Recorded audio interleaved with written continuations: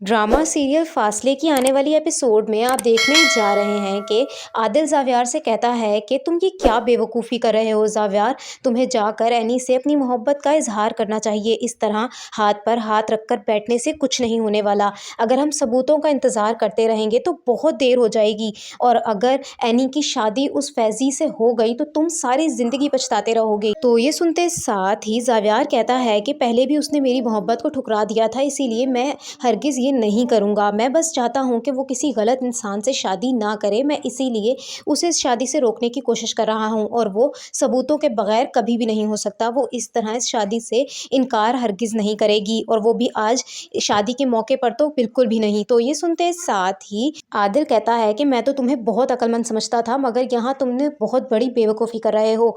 तुम्हें जाकर उसके फूफा जान से बात करनी चाहिए। वो भी नहीं चाहते कि एनी की शादी फैज़ी से हो। फैज़ी एक बहुत ही घटिया इंसान है, वो एनी के काबिल नहीं है। तुम्हें जाकर सबसे बात करनी होगी ज़ावियार, इस वक्त इस तरह खामोश मत रहो। तो ये सुनते साथ ही ज़ावियार कहता है कि मैं खामोश नहीं हूँ, ना ही मैं हाथ पर हाथ रखकर बैठा हुआ हूँ।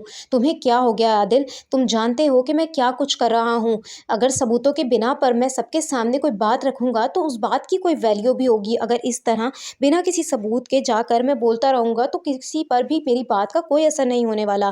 फैज़ी पर सब लोग इतना ज़्यादा भरोसा करने लगे हैं कि वो कभी भी मेरी बात पर यकीन नहीं करेंगे। तो ये सुनते साथ ही आदिल कहता है कि ज़ावियार, तुम मेरी बात को समझने की कोशिश करो। तुम्हें सबको यकीन नहीं दिलाना, तुम्हें सिर्फ और सिर्फ एनी को यकीन दिलाना है कि तुम्हारे लिए वो बहुत अहम है और तुम उससे मोहब्बत करते हो। एनी भी तुमसे बेहद मोहब्बत करती है। सिर्फ अपनी ज़िद और अना की वजह से वो ये शादी करने पर मजबूर हुई है, क्योंकि तुमने उसे ये सब करने पर मजबूर कर दिया था। तो ये सुनते साथ ही ज़ावियार कहता है कि मैं जानता हूँ कि मुझसे कितनी बड़ी गलती हुई है, और अब मैं उसका अज़ाला भी करूँगा।